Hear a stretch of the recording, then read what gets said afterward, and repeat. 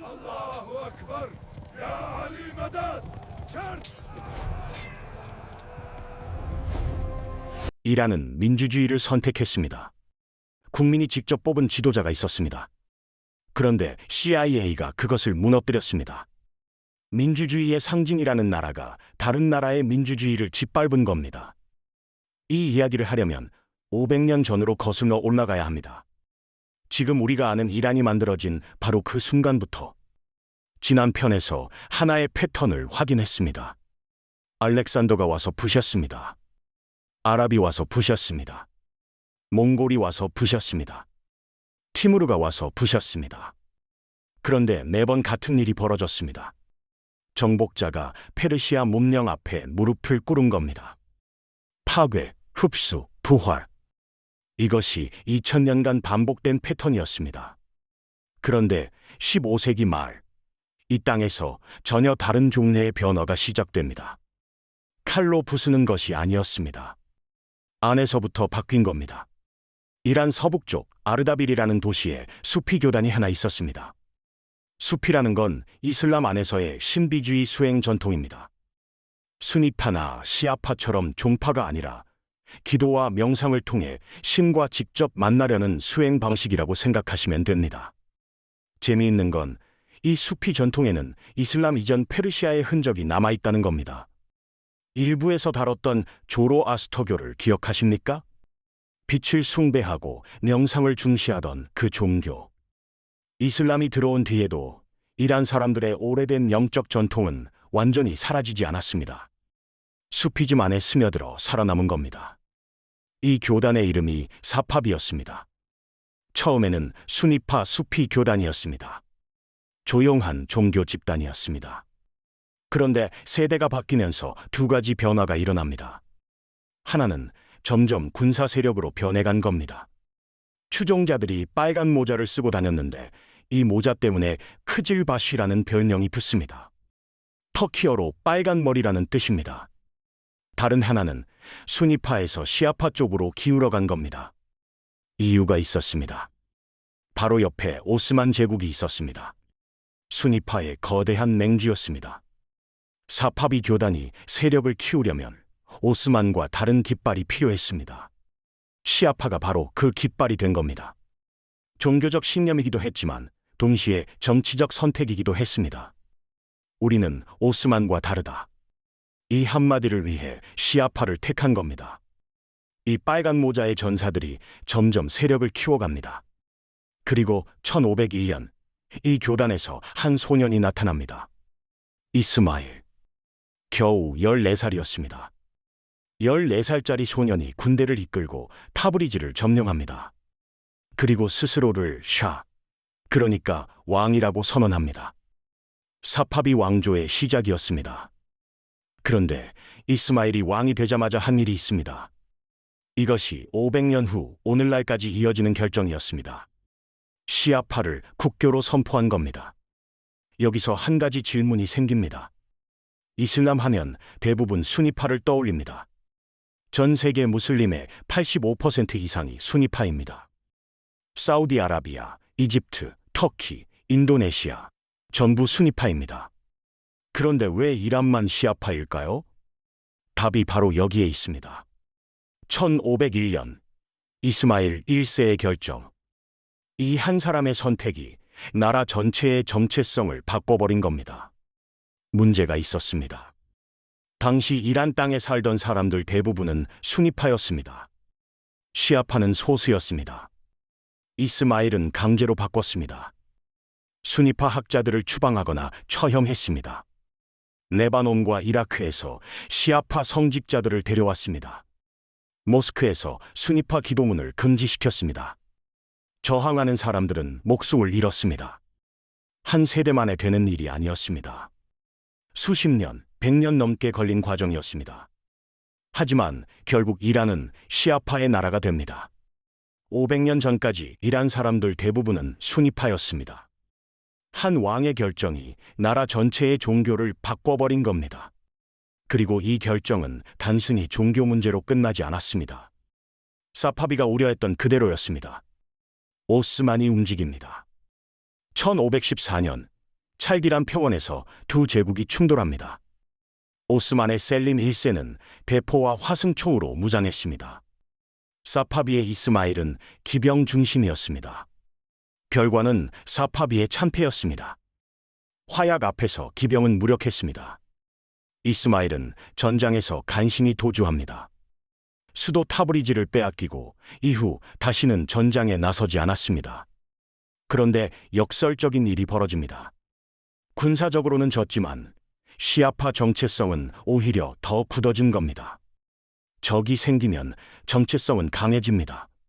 수니파 오스만이라는 거대한 적 앞에서 이란은 더 단단하게 시아파로 뭉쳤습니다. 이 분열이 지금까지 이어지고 있습니다. 이란과 사우디아라비아의 대립, 이라크 내 수니파와 시아파의 갈등, 시리아 내전, 예멘 전쟁. 지금 중동에서 벌어지는 종파 갈등의 뿌리가 바로 여기 1501년에 있습니다. 사파비 왕조는 찰디란의 패배 이후에도 살아남았습니다. 그리고 약 80년 뒤 한 왕이 등장합니다. 아바스 1세. 사파비 왕조 최고의 전성기를 연 인물이었습니다. 아바스는 수도를 이스파한으로 옮깁니다. 이스파한. 이 도시에는 별명이 하나 있었습니다.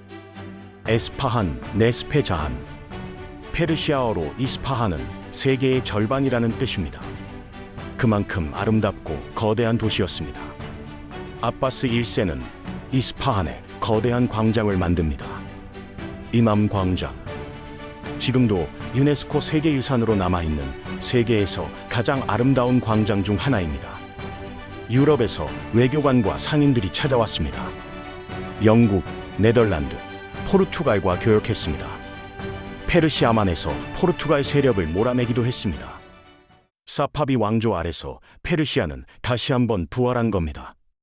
하지만 아바스 1세 이후 사파비 왕조는 서서히 기울어갑니다. 후계자들은 무능했고 궁정은 부패했습니다. 1722년 아프간 부족이 이스파한을 점령합니다. 세계의 절반이라 불리던 도시가 함락된 겁니다. 사파비 왕조는 무너졌습니다. 이후 이란은 혼란기에 빠집니다. 나디르 샤라는 군사 천재가 잠깐 제국을 세웠다가 암살당하고 또 혼란. 잔드 왕조가 잠깐 들어섰다가 또 무너지고. 그렇게 수십 년간 내전과 혼란이 이어진 끝에 새로운 왕조가 들어섭니다. 카자르 왕조. 이 왕조의 시대에 이란의 운명을 완전히 바꿔놓을 것이 이 땅에서 발견됩니다. 카자르 왕조는 처음부터 약했습니다. 사파비 왕조가 무너진 뒤 수십 년간 이어진 내전을 겨우 수습하고 들어선 왕조였습니다. 나라는 피폐했고 군대는 근대화되지 못했습니다. 그런데 이 약한 나라의 양쪽에 두 마리 거대한 짐승이 앉아 있었습니다. 북쪽에 러시아, 남쪽에 영국. 이 두 나라가 19세기 내내 벌인 게임이 있었습니다. 역사에서는 이것을 그레이트 게임이라고 부릅니다. 쉽게 말하면 러시아와 영국이 중앙아시아와 중동의 패권을 놓고 벌인 세력 다툼입니다. 이란은 그 한가운데에 끼어 있었습니다. 완충지대. 두 강대국 사이에서 어느 쪽에도 붙지 못하고 양쪽에 뜯기는 처지가 된 겁니다. 1828년 러시아와 전쟁에서 지고 투르크만차이 조약을 맺습니다. 지금의 아르메니아, 아제르바이잔 지역을 통째로 넘겨야 했습니다. 굴욕적인 영토 할양이었습니다. 영국 쪽도 마찬가지였습니다. 영국은 총 한 방 쏘지 않고 이란을 먹었습니다. 돈으로 먹은 겁니다. 담배 독점권을 가져갔습니다. 철도 이권을 가져갔습니다. 은행을 세워서 이란의 돈줄을 쥐었습니다. 전신선까지 영국이 깔았습니다. 이란이라는 나라의 경제가 통째로 외국 손에 넘어간 겁니다. 그런데 1891년 참다 터진 사건이 하나 있습니다. 담배 사건입니다. 카자르 왕이 영국 사업가에게 이란 전체의 담배 생산과 판매 독점권을 넘겼습니다. 이란 사람이 이란 땅에서 키운 담배를 영국 사람한테 허락을 받아야 팔 수 있게 된 겁니다. 이때 시아파 성직자가 하나의 파트와를 내립니다. 파트와라는 건 이슬람 종교 지도자가 내리는 공식 명령 같은 겁니다. 내용은 간단했습니다. 담배를 피우지 마라. 이 영국 놈들의 담배를 사지도 피우지도 마라. 효과는 강력했습니다. 이란 전역에서 담배 보이콧이 벌어집니다. 심지어 왕비까지 자기 물담배 파이프를 깨뜨렸다는 이야기가 전해집니다. 결국 영국의 담배 독점권은 취소됩니다. 이란 역사상 최초의 대중저항이었고 최초의 승리였습니다. 이 경험이 이란 사람들에게 하나의 깨달음을 줍니다. 뭉치면 강대국도 물리칠 수 있다. 이 깨달음은 14년 뒤 더 큰 움직임으로 이어집니다. 1905년 이란에서 입헌혁명이 일어납니다. 왕의 권력을 제한하고 국민이 참여하는 의회를 만들자는 운동이었습니다. 결국 의회가 만들어집니다. 마질레스, 중동 최초의 의회였습니다. 같은 시기 동아시아에서도 비슷한 일이 벌어지고 있었습니다. 러시아에서는 1905년 혁명이 일어났고 일본은 메이지 혁신을 이미 끝낸 상태였습니다. 세계가 동시에 변하고 있었던 겁니다. 하지만 이란의 민주주의 실험은 오래가지 못했습니다. 영국과 러시아가 가만히 보고 있지 않았습니다. 1907년 영러협약. 두 나라가 이란을 지도 위에서 선 하나 긋고 나눠 가집니다. 북쪽은 러시아 세력권, 남쪽은 영국 세력권. 이란 사람들은 아무도 이 협상에 참여하지 못했습니다. 자기 나라가 남의 손에서 갈라지는 걸 구경만 해야 했습니다. 이란 사람들은 스스로 나라를 바꾸려 했습니다. 담배 보이콧도 해봤고 의회도 만들어봤습니다. 하지만 강대국이 허락하지 않았습니다. 그리고 바로 이 시기에 이란의 운명을 영원히 바꿔놓을 것이 발견됩니다. 1908년 이란 남서쪽 마스제드 솔레이만이라는 곳에서 검은 액체가 솟아오릅니다. 중동 최초의 석유였습니다. 석유가 터진 겁니다. 영국은 즉시 움직였습니다. 영국 이란 석유 회사를 세웁니다. 줄여서 AIOC. 이 회사가 훗날 BP가 됩니다. 지금도 전 세계 주유소에서 볼 수 있는 그 BP입니다. 이 회사의 수익 배분 구조가 어떻게 되어 있었는지 아십니까? 영국이 85%, 이란이 15%. 이란 땅에서 나온 석유입니다. 이란 노동자가 뽑아 올린 석유입니다. 그런데 이란 사람들은 15%밖에 못 받았습니다. 그것도 영국이 장부를 관리했기 때문에 실제로 얼마를 벌었는지 이란은 알 수도 없었습니다. 이란 남서부 유전지대에서 일하는 이란 노동자들의 환경은 처참했습니다. 영국인 직원들은 잔디밭이 있는 주택에서 살았고 이란인 노동자들은 판자촌에서 살았습니다. 같은 유전에서 같은 석유를 뽑으면서 사는 세상이 달랐습니다. 이 석유가 이란에 가져다 준 것은 부가 아니었습니다. 저지였습니다. 석유가 있으니까 영국이 이란을 절대 놓아주지 않았습니다. 이란의 민주주의가, 이란의 자주권이 석유 때문에 계속 짓밟히게 됩니다. 하지만 그건 아직 조금 뒤의 이야기입니다. 1차 세계대전이 끝난 뒤 이란은 엉망이었습니다. 카자르 왕조는 이름만 남아 있었고 지방은 궁벌들이 나눠 먹고 있었습니다. 이 혼란 속에서 한 군인이 등장합니다. 레자 샤. 군인 출신의 강인한 인물이었습니다. 1921년 레자 샤는 쿠데타를 일으킵니다. 군대를 이끌고 테헤란을 장악합니다. 처음에는 총리가 됐다가 1925년에 아예 왕좌에 앉습니다. 팔라비 왕조의 시작이었습니다. 레자 샤는 이란을 근대화하겠다는 집념이 있었습니다. 모델은 터키의 아타튀르크였습니다. 아타튀르크가 오스만 제국의 잔해 위에서 근대 터키를 세운 것처럼 레자 샤도 이란을 완전히 바꾸려 했습니다. 철도를 놓았습니다.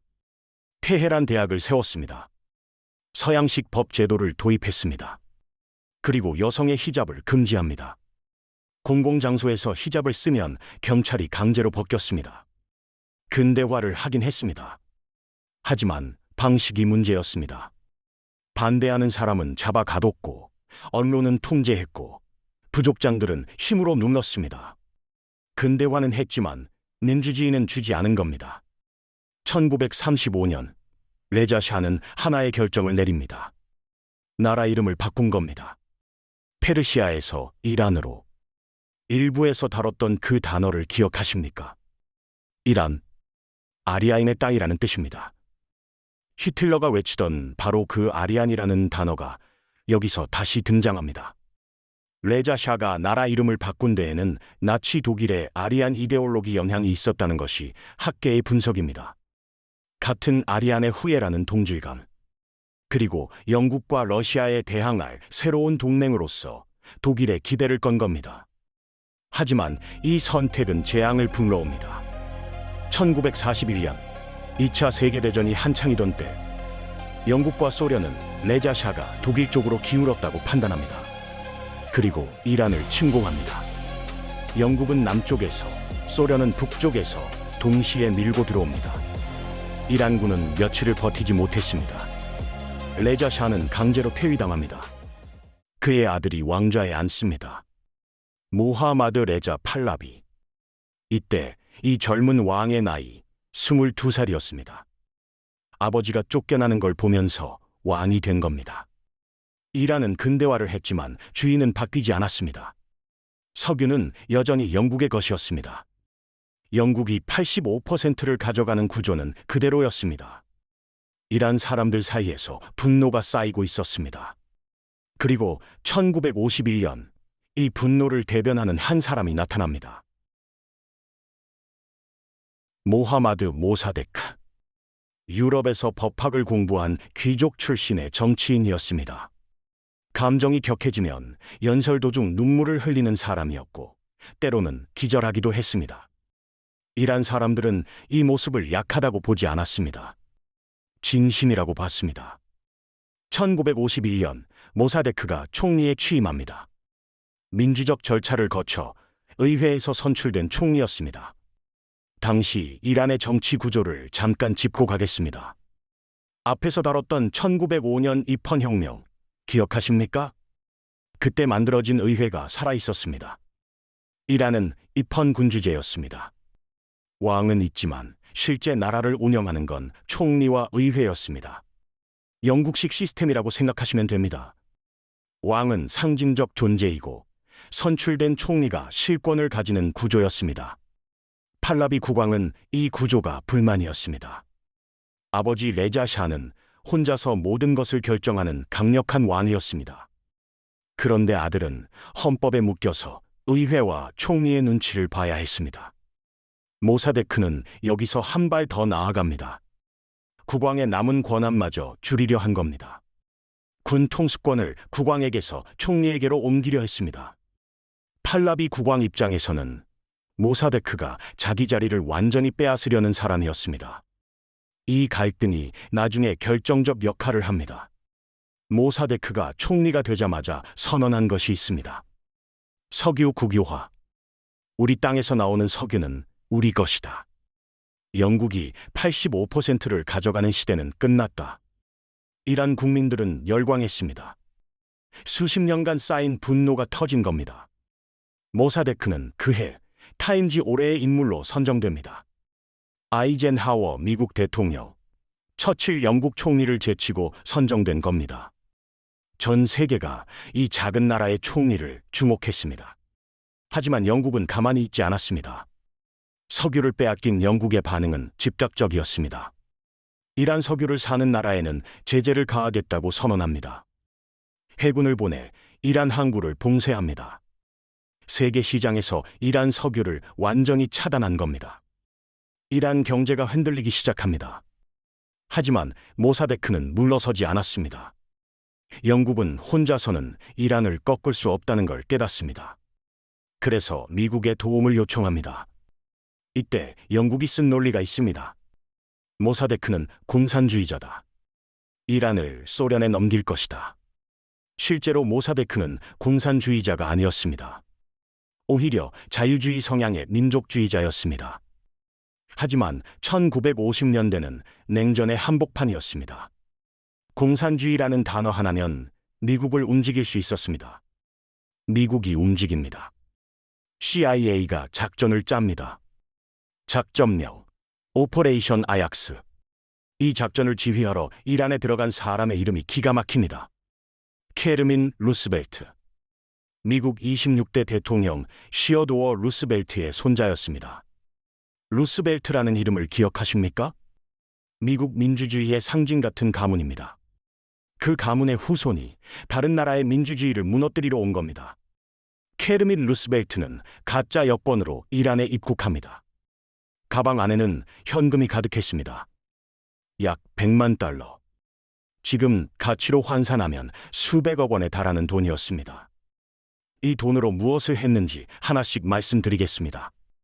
언론인을 매수했습니다. 신문에 모사데크를 공산주의자로 몰아가는 기사를 실었습니다. 성직자를 매수했습니다. 모스크에서 모사데크를 비난하는 설교가 나오게 했습니다.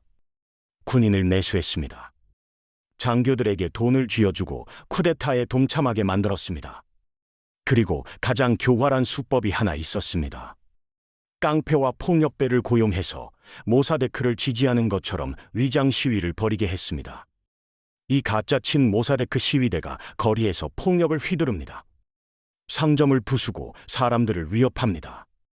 그러면 일반 시민들은 어떻게 생각하겠습니까? 모사데크 지지자들이 폭도라고 생각하게 됩니다. 여론이 돌아서기 시작한 겁니다. 1953년 8월 드디어 쿠데타가 실행됩니다. 하지만 첫 번째 시도는 실패합니다. 모사데크가 미리 눈치를 챈 겁니다. 팔라비 국왕은 겁을 먹고 바그다드로 도주합니다. 모든 게 끝난 것처럼 보였습니다. 하지만 CIA는 포기하지 않았습니다. 이틀 뒤 재시도합니다. 이번에는 탱크가 움직였습니다. 내수된 군 장교들이 부대를 이끌고 테헤란 시내로 들어옵니다. 모사데크의 자택을 포위합니다. 포격이 시작됩니다. 이 과정에서 300명이 넘는 사람이 죽었습니다. 모사데크는 체포됩니다. 재판에 넘겨졌고 3년형을 선고받은 뒤 가택연금에 처해집니다. 모사데크는 그 집에서 한 발자국도 나오지 못한 채 1967년 세상을 떠납니다. 민주적으로 선출된 총리가 14년간 감금된 채 죽은 겁니다. 쿠데타가 성공하자 팔라비 국왕이 돌아옵니다. 그리고 돌아온 팔라비 국왕이 한 일이 있습니다. 석유 계약을 다시 짭니다. 이번에는 영국 독점이 아니었습니다. 새로운 계약의 구조는 이랬습니다. 이란이 50%, 서방 기업들이 50%. 얼핏 보면 공정해 보입니다. 하지만 서방 50%의 안을 들여다보면 이야기가 달라집니다. 영국 BP가 40%, 미국 석유 기업 5곳이 합쳐서 40%, 나머지 20%를 네덜란드와 프랑스가 나눠 가졌습니다. 쿠데타 전에는 영국 혼자 먹었습니다. 쿠데타 후에는 미국까지 합세해서 나눠 먹은 겁니다. 그리고 결정적인 문제가 있었습니다. 이란의 50%는 숫자일 뿐이었습니다. 석유를 얼마나 뽑을지, 어디에 팔지, 가격을 얼마로 할지. 이 모든 결정권이 서방 컨소시엄에 있었습니다. 이란은 자기 땅에서 나오는 석유의 주인이면서 아무것도 결정할 수 없었습니다. 모사데크가 외쳤던 우리 석유는 우리 것이라는 말은 완전히 짓밟혔습니다. 그리고 팔라비 국왕은 더 이상 헌법에 묶인 왕이 아니었습니다. 모사데크를 끌어낸 건 CIA였지만 그 자리를 채운 건 팔라비 국왕 본인이었습니다. 의회의 힘은 무너졌고 국왕에게 권력이 집중됩니다. 미국과 영국이 뒤를 봐주는 한 아무도 국왕을 건드릴 수 없었습니다. 이란 사람들은 모든 것을 지켜봤습니다. 민주적으로 선출된 총리가 외세에 의해 끌려나가는 것을, 석유가 다시 외국 손에 넘어가는 것을, 그리고 그 자리에 독재 왕이 앉는 것을. 이 기억은 이란 사람들의 가슴에 박힙니다. 26년 뒤 이 분노는 폭발합니다. 이슬람 혁명이라는 이름으로. 그리고 혁명이 성공한 직후 이란 학생들이 한 곳을 점거합니다. 테헤란의 미국 대사관이었습니다. 52명의 미국인이 444일간 인질로 잡혔습니다. 전 세계가 경악했습니다. 하지만 이란 사람들의 머릿속에는 하나의 기억이 있었습니다. 1953년, 당신들이 먼저 우리 민주주의를 무너뜨렸다. 민주주의를 지킨다는 나라가 민주주의를 무너뜨리고 그 대가로 석유를 나눠 가졌습니다. 이것이 1953년 8월에 이란에서 벌어진 일입니다. 그리고 이 사건의 그림자는 70년이 지난 지금까지 이어지고 있습니다. CIA는 이 쿠데타를 60년 동안 부인했습니다. 우리는 관여하지 않았다. 이란 내부의 문제였다. 그렇게 잡아댔습니다. 하지만 이란은 계속 물었습니다. 2005년 이란 대통령에 취임한 아마디네자드는 미국에 공식 사과를 요구합니다. 1953년 쿠데타는 범죄였다. 사과하라. 미국은 사과하지 않았습니다. 그런데 2009년 뜻밖의 일이 벌어집니다. 오바마 대통령이 카이로에서 연설을 합니다. 이슬람 세계와의 관계를 새로 시작하겠다는 연설이었습니다. 그 연설 중에 이런 말이 나옵니다. 냉전 시기 미국은 민주적으로 선출된 이란 정부의 정복의 역할을 했다. 미국 현직 대통령이 처음으로 1953년 쿠데타에 대해 공개적으로 인정한 순간이었습니다. 하지만 사과라는 단어는 끝내 나오지 않았습니다. 역할을 했다. 그게 전부였습니다. 4년 뒤인 2013년 기밀 문서가 해제됩니다. CIA가 직접 기획하고 직접 실행한 쿠데타였다는 사실이 공식 확인됩니다. 60년 만의 시인이었습니다. 그런데 기밀 문서에는 충격적인 내용이 하나 더 있었습니다. CIA 본부는 사실 포기했었다는 겁니다. 첫 번째 쿠데타가 실패한 직후 워싱턴에서 이란 현지로 정보가 한 통 날아옵니다. 작전은 실패했다. 즉시 중단하라. 하지만 현장에 있던 케르밋 루스벨트는 이 명령을 무시합니다. 본부가 포기한 작전을 현장 요원 한 명이 독단으로 밀어붙인 겁니다. 그리고 이틀 뒤 쿠데타는 성공합니다. 한 사람의 불복종이 한 나라의 운명을 바꿔버렸습니다. 하지만 이란 사람들은 60년을 기다릴 필요가 없었습니다. 처음부터 알고 있었습니다. 누가 했는지, 왜 했는지 그 기억이 사라진 적은 한 번도 없었습니다. 이란에서 미국에 대한 감정을 이해하려면 1953년을 빼놓을 수 없습니다. 왜 이란이 미국을 증오하는가? 이 질문의 답이 여기에 있습니다. 1953년 쿠데타가 없었다면 이란은 어떻게 됐을까요? 모사데크가 석유 국유화에 성공하고 민주주의가 뿌리를 내렸다면, 팔라비 국왕의 독재가 강화되지 않았다면, 비밀 경찰 사바크가 국민을 고문하고 감시하는 나라가 되지 않았다면 1979년 이슬람 혁명이 일어났을까요? 호메이니가 권력을 잡았을까요? 대사관 인질 사태가 벌어졌을까요? 지금의 신정국가 이란이 존재했을까요? 물론 역사에 만약이란 없습니다. 하지만 하나는 분명합니다. CIA 쿠데타가 없었다면 지금의 이란은 존재하지 않았을 겁니다. 1953년은 단순히 과거의 사건이 아닙니다. 지금 이 순간까지 이어지는 구조의 시작점입니다. 하나의 사실을 나란히 놓아보겠습니다. 1953년 이란이 석유를 국유화하겠다고 선언합니다. 강대국이 쿠데타를 일으켜 정권을 무너뜨립니다. 2026년 이란이 핵 주권을 주장합니다. 강대국이 공습으로 지도자를 죽입니다. 70년 전이나 지금이나 구조는 같습니다. 이란이 자기 것을 자기가 하겠다고 하면 강대국이 허락하지 않습니다. 이것이 옳은 일인지 그른 일인지 그 판단은 여러분의 몫입니다. 다만 역사는 하나의 사실을 보여줍니다. 이 패턴이 70년간 한 번도 바뀌지 않았다는 것을 이 시리즈를 처음부터 함께 보신 분들은 기억하실 겁니다. 일부에서 우리는 2500년 전 키루스 대왕을 만났습니다. 인류 최초의 인권 선언을 한 왕이었습니다. 정복한 민족의 종교를 존중하고 노예를 해방시킨 나라였습니다. 2부에서는 로마도 이기지 못한 제국을 봤습니다. 알렉산더에게 부서지고 아랍에게 정복당하고 몽골에게 학살당하고도 4번 정복자를 삼키며 다시 일어선 문명이었습니다. 그리고 3부. 그 문명의 후손들이 민주주의를 선택한 순간 강대국이 그것을 무너뜨렸습니다. 무너진 민주주의 위에 독재가 섰습니다. 미국이 훈련시킨 비밀 경찰이 국민을 감시하고 고문했습니다. 그리고 26년 뒤 혁명이 터집니다. 하지만 그 혁명은 이란 사람들이 꿈꾸던 자유를 가져다 주지 않았습니다. 혁명은 자식을 잡아먹었습니다. 다음 편에서 계속됩니다.